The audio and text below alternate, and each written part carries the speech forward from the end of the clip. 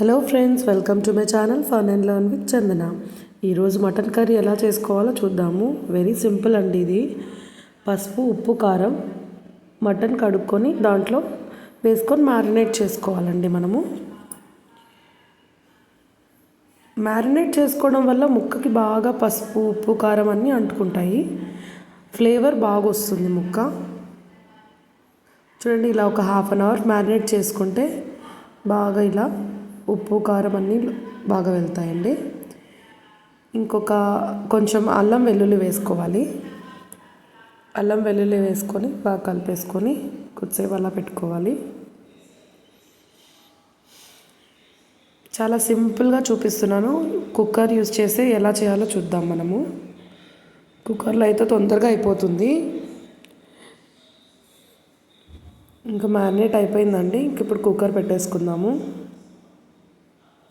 కొంచెం ఆయిల్ వేసుకుందాము. ఎక్కువ ఆయిల్ అవసరం లేదండి, కొంచెం అయితే సరిపోతుంది.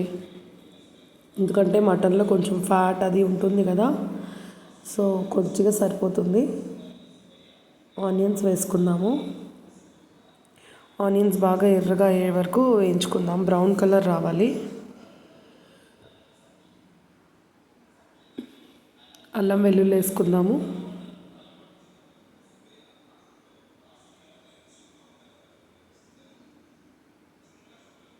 అల్లం వెల్లుల్లి పచ్చివాసన పోయే వరకు వేయించుకోవాలండి. నెక్స్ట్ మటన్ యాడ్ చేసుకుందాము.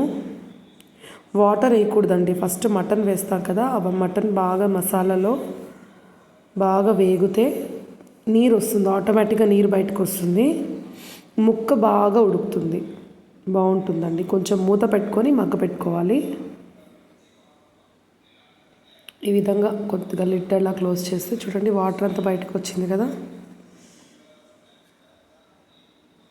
నెక్స్ట్ దీంట్లోకి కారం, ధనియాల పొడి తీసుకుందాము. ధనియాలు, కొబ్బరి మిక్సీ చేసుకొని పెట్టుకున్నాను నేను. ధనియాలు, కొబ్బరి పొడి ఒక 2 స్పూన్స్ వేసుకున్నానండి నేను.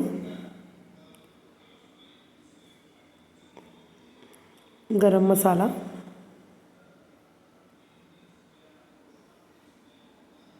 అన్నీ వేసుకొని బాగా కలిపెట్టేసుకొని కొంచెం సిమ్ మంట మీద మగ్గ పెట్టుకోవాలండి.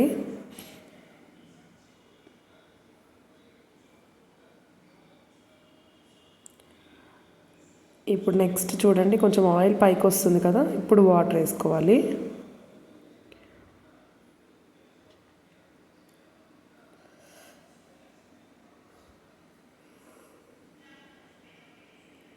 ఈ విధంగా వాటర్ వేసేసుకొని కొంచెం కుక్కర్ లిడ్ క్లోజ్ చేసేసి ఒక 3 to 4 విజిల్స్ వచ్చేస్తే అయిపోతుందండి. Mutton curry ready.